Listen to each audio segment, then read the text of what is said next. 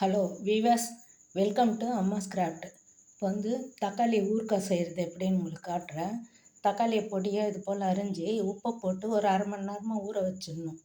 அப்போ தான் தக்காளி நல்லா மேஷ் ஆகும். அப்புறம் கடுகும் வெந்தயமும் தனித்தனியாக வறுத்து பொடி பண்ணது இது வந்து ப்ளைன் தூள் போடணும். நான் வந்து மிக்சிலே பவுட்ரு பண்ணிட்டேன்.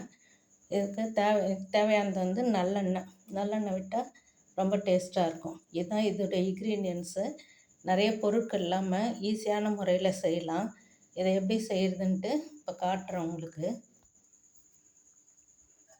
பாருங்கள், வானலில் நல்லெண்ணெய் விட்டுருக்கேன். இது கொஞ்சம் எண்ணெய் நிறைய இருந்தால் நல்லாயிருக்கும். அதில் கடுகு போடுறேன்.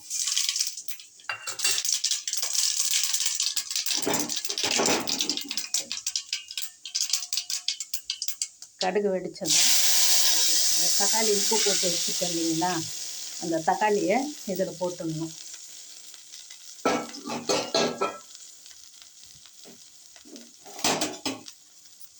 இது உங்களுக்கு இந்த மாதிரி கட்டியாக வேண்டாம் அப்படின்னாக்கா மிக்சியில் நைஸாக அரைச்சி கூட செய்யலாம்.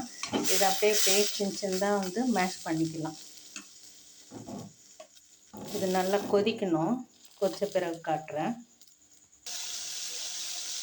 இது வந்து சப்பாத்தி, இட்லி, தோசை சாப்பிட்டு கூட தொட்டுக்கலாம் ஊறுகாய் மாதிரி. பாருங்கள், இது நல்லா வதங்கிடுச்சு. இப்போ வந்து ப்ளைன் மிளகாத்தூள் இதில் போடணும்.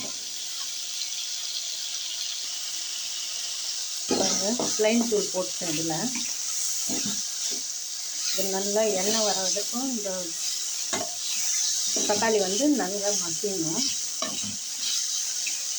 எண்ணெய் பிரிஞ்சு வந்த பிறகு அந்த வறுத்த கடுகு வெந்தயம் இருக்குது இல்லைங்களா, அதை போட்டு எடுத்துடணும். கடைசியாக எண்ணெய் கொஞ்சம் ஊற்றணும். நல்லெண்ணெய் இருந்தால் இன்னும் ரொம்ப நல்லாயிருக்கும். இன்னும் கொஞ்சம் வதங்கட்டும். இது உங்களுக்கு இது மாதிரி கட்டியாக அது பீஸில் தெரிய வேண்டாம் அப்படின்னா மிக்சியில் நீங்கள் மேஷ் பண்ணிக்கலாம். இது கடைசியாக மிக்சி கொஞ்சோண்டு கழுவி ஊற்றனால உங்களுக்கு லிக்விடாக இருக்குது. இது சப்பாத்திக்கு தொட்டுக்க கரெக்டாக இருக்கும். பாருங்கள், ஓரெல்லாம் லேசாக எண்ணெய் வந்துட்டுருக்கு. இந்த நேரத்தில்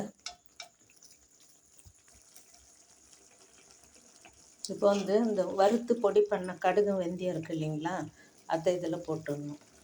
1/4 ஸ்பூன் கடுகு, 1/4 ஸ்பூன் வெந்தயம். தக்காளி வந்து 3 பெரிய தக்காளி எடுத்தேன்.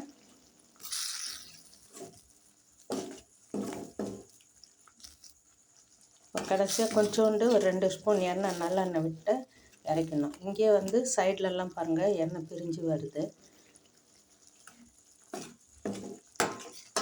இது உப்பு ஏற்கனவே தக்காளியில் போட்டதுனால நம்ம உப்பு போட வேண்டிய அவசியம் இல்லை. இது கருவேப்பிலை, வெங்காயம், தக்காளி எதுவுமே தேவையில்லை. நீங்கள் பேக்கெட்டில் ப்ளைன் தூள் இருந்தால் அது கூட போட்டுக்கலாம். நான் வந்து மிக்சியில் பவுடர் பண்ணி போடுவேன். ஓகே வீவர்ஸ், இந்த வீடியோ உங்களுக்கு பிடிச்சிருந்தால் லைக் பண்ணுங்கள், ஷேர் பண்ணுங்கள், சப்ஸ்கிரைப் பண்ணுங்கள். தேங்க்ஸ் ஃபார் வாட்சிங்.